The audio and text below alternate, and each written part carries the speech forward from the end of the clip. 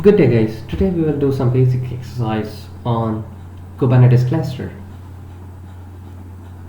So let's move on to the basic commands.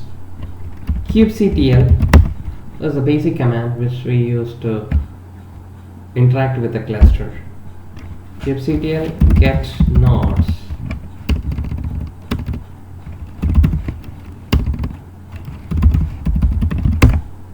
So this will give the details about all the nodes present in the Kubernetes cluster. If we look at it closely, we can see that node 1 is the master node and node 2 and node 3 doesn't have node, but it is our worker node. Worker node means whatever our pods or the production machines, all these machines will be running on the worker nodes. The master node is exclusively for governance purpose, so it will just control all the pods running on the worker nodes. That's it. And we can get some more details in this way. kubectl get nodes minus o byte. So in this command we can see some more information like node name, node status. This status is specifically if the networking is up in the nodes, that means the node status will turn into not ready to ready state. So that means the pod is good to accommodate the node is good to accommodate the pods. Then age, it's almost a 58 minutes back I created the master node. 44 minutes back I created the worker node. This is basically our Kubernetes version, which is 18.4, and these are the server IPs. We haven't configured any external IPs, I mean NAT IPs, so that no need that. And CentOS 7 is the base OS and kernel versions and container suite which is running on the server. Now if you look at whether any pods are running on the server, it is kubectl get pods. Pods. Yes, one pod is running here. We can do one more thing here. We'll get more details like kubectl get pods minus o byte hyphen show hyphen labels.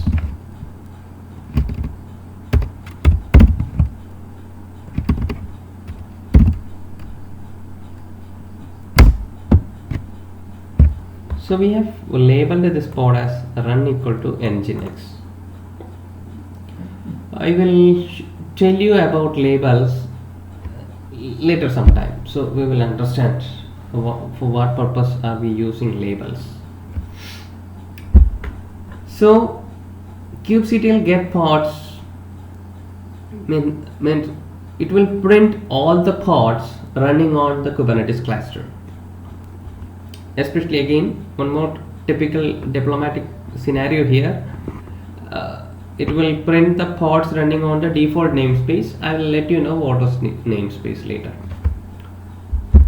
If I want to create a pod, it is as simple as kubectl run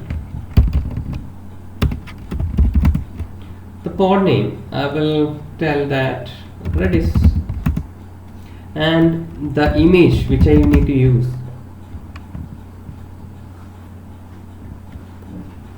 Let us use Redis image, OS image,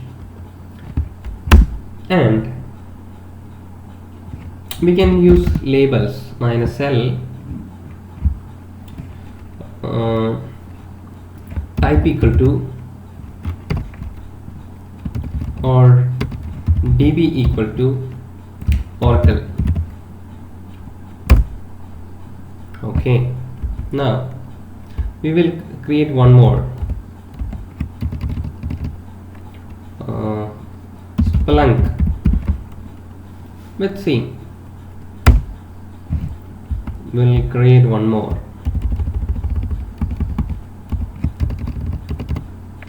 BMC.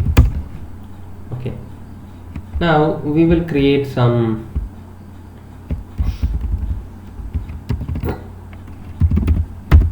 chef.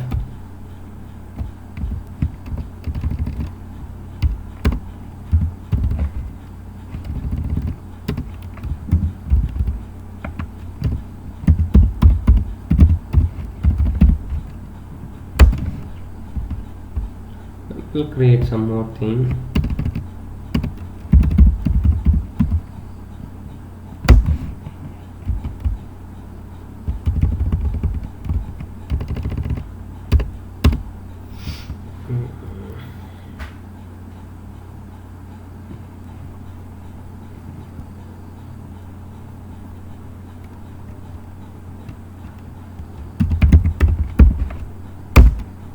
Okay.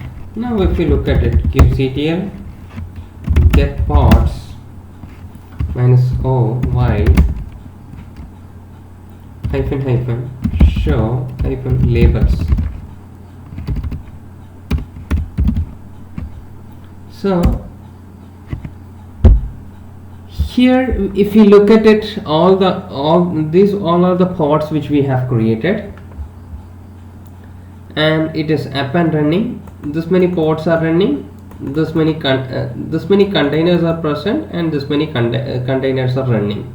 So in this pod we have one container, that container is running, one container is present.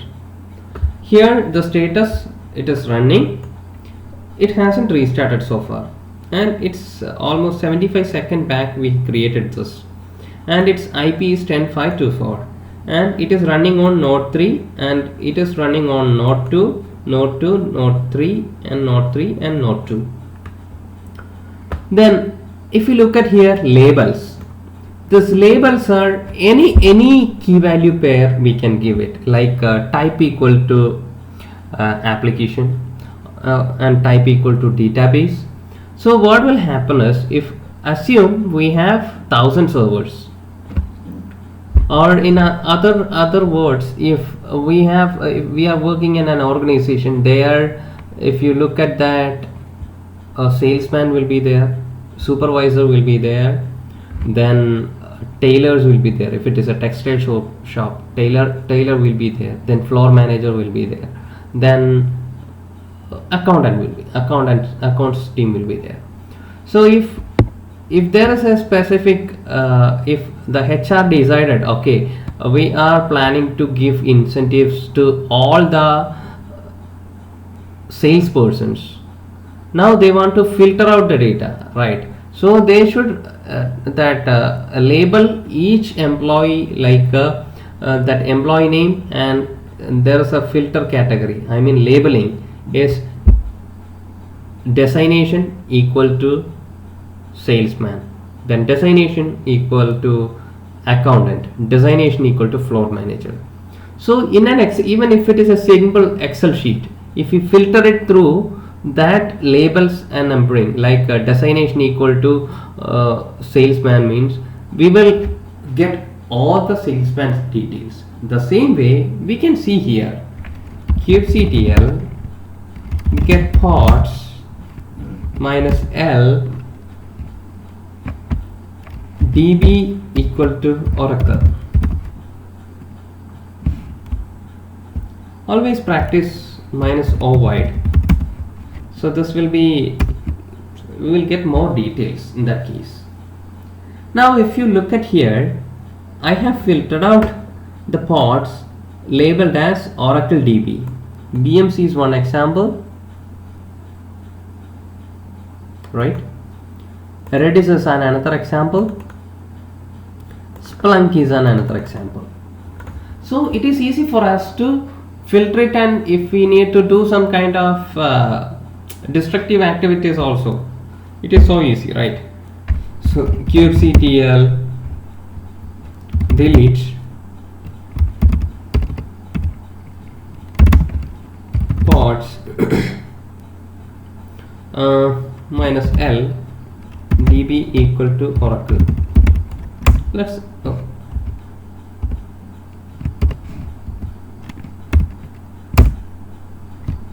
it has been deleted. Else I have to sit and delete one by one everything. Rather than that, based on the label, I filtered it out and deleted it. That's it. Now, this will be one of the very important topic, labels and selectors. We have to label some pods and select it somewhere. Across the Kubernetes technical areas, we use these labels.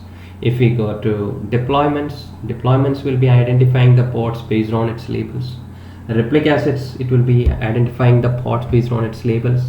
If you go for storage, that persistent volume or persistent volume claim, PV and PVC together will be binding based on the labels. So this is one of the very important topic, and don't get confused and very clear. And it is the very simple method. If you do this way, or while creating the pod, if you do a label this manner, it is so easy for you to select it. Now kubectl get rs. It is called replica sets, I would say. rs means replica set. I'll come to that point in the next. kubectl get deploy. kubectl get deploy. No deployments, right? Alright, now let's go here. kubectl create deploy. Deployment name is called Jenkins, and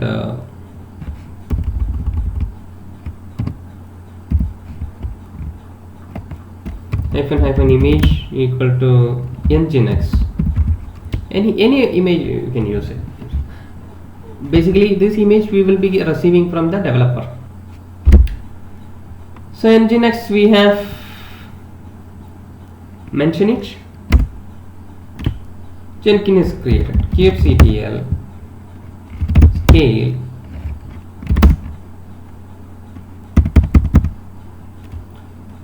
deploy Jenkins hyphen replica set equal to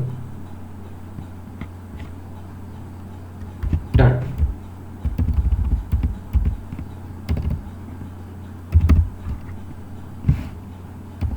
Sorry, replicas equal to 10. That is the correct syntax. What happened is kubectl get deploy. 10 pods are there. kubectl get pods. kubectl get deploy. Sorry, rs replica sets. What happened here is I'm going replica set is as simple as like a replication controller. In much more simpler word, replica set is a centralized controller. So I created a replica set called any name, Jenkins or whatever it is. So this replica set will have a label and the image details, all those things. So replica set, if the replicas, number of replicas to be present in the server is 10, so it will create 10 pods across the nodes. Suppose if one of the pod is terminated or not responding, then replica set will recognize that yes, this particular pod is not responding. So quickly it will send a termination signal and it will get terminated and a new pod will be created. So to define what is replica set is an object which make sure that the desired number of replicas to be present in the Kubernetes cluster. Now, what is mean by deployment? Deployment is like a replica search. Deployment means, and it's just like a setup. For example, I'm creating a web server Apache Tomcat. So it is for an e-commerce application. So the e-commerce application team or the e-commerce team introduces some offer sales. So what will happen is the end users, the number of hits will be more. If there is only one replica or only one parts, in that case it is very difficult for us to manage the traffic. So what that particular user will experience, like by 11 o'clock if we book an IRCTC ticket, sometimes it is very difficult for us. Sometimes we may experience the slowness. The same way we may experience, the end users may suffer. So what will happen is, for as a workaround, we will deploy more pods. Like we have 10 pods now, we will increase the replica sets to 100. So 100 applications servers will work like a front end. So the end users will get more connections. So they will not face a problem. As soon as their operations are over, this e-commerce offer is completed, the users or site is back to normal, then being a good admin, he can remove the excess created pods. If we have a deployment, it is so easy for us to do that task because it's just matter of a command line. But if we do not have a deployment, we have to go and delete each and every pods manually. It's a really headache task. So let's do that. How do we do that? Now kubectl get pods minus void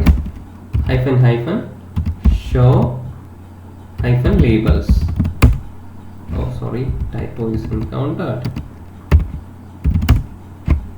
If you look at here is app was Jenkins pod template hash, whatever it is. Now we will do one thing. Let's filter using app equal to Jenkins.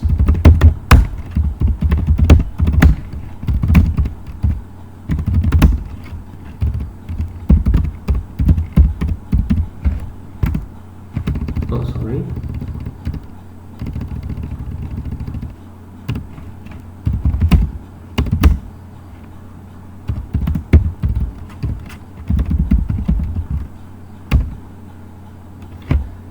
If you look at here is we have 1 2 3 4 10 ports are there.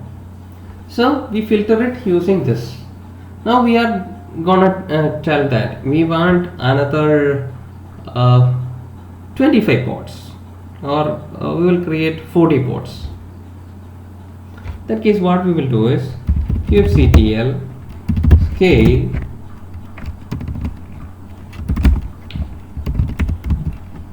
deploy Jenkins replicas equal to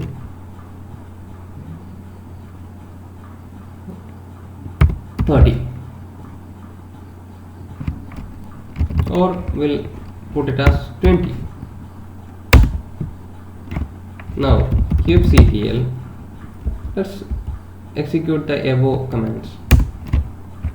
See, another 10 containers are being created. So this way we can reduce the traffic.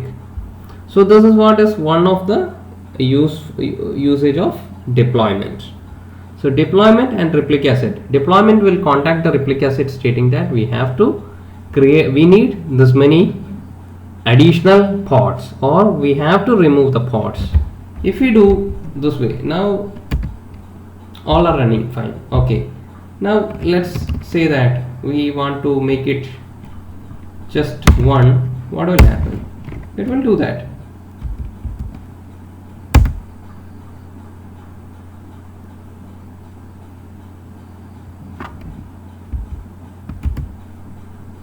All are terminating and it will last to 1. See, this way. It is so simple. Now we will go again to 20.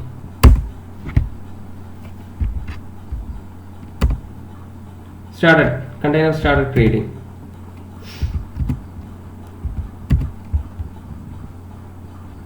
Okay.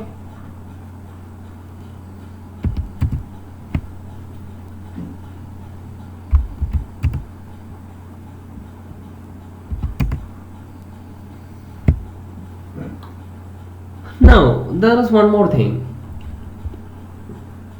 This is basically an image. For example, our friend is Apache Tomcat.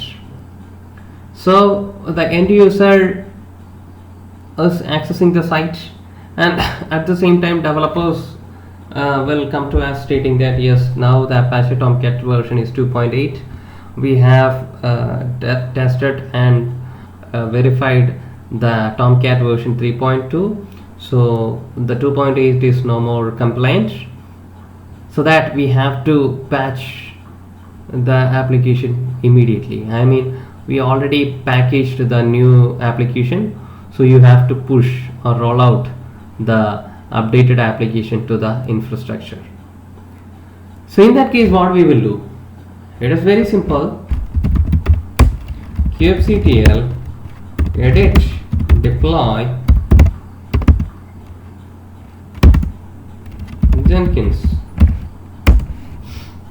I will go here, whatever the version he was saying, and the application team was saying the version, right?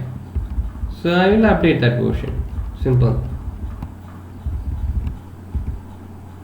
My name is here, the name is called nginx colon 1.2, or let's say assume they might be removing the things to Redis.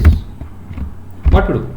They might have removed this to Redis, means I will come out, I'll save it and come out. Now let's see, kubectl get pods.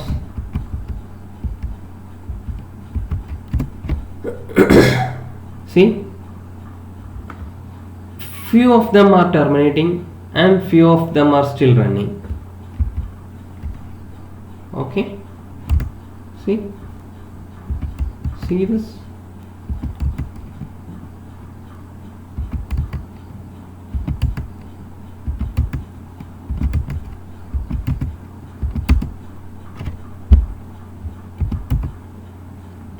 Because the reason is very simple. kubectl edit deploy Jenkins.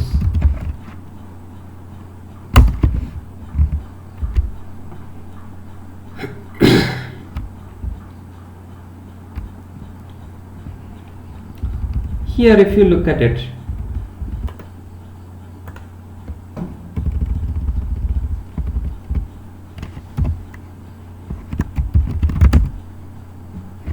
so kubectl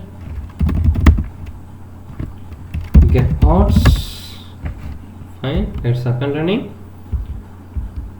Now we will go for another update.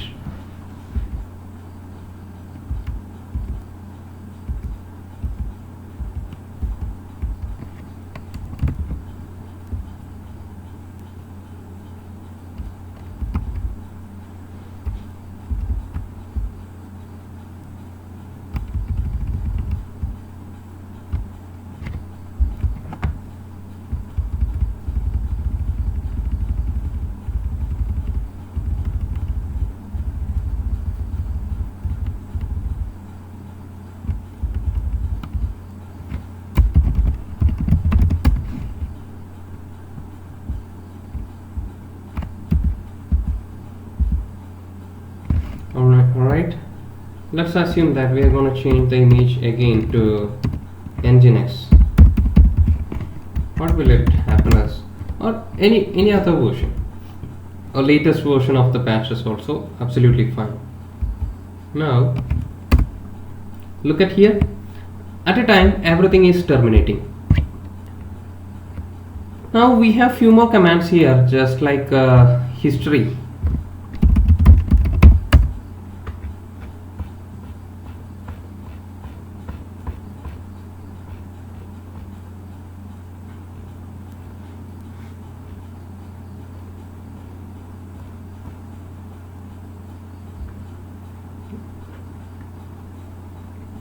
We go for something like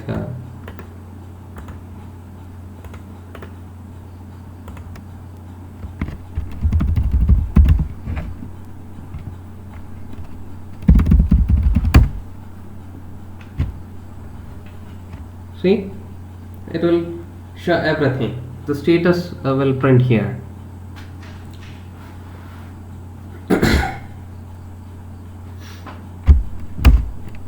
We can come out and see what is happening.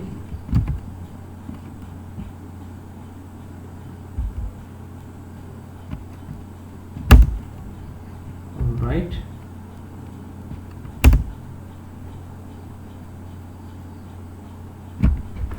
So we 4 of 20 updated. Now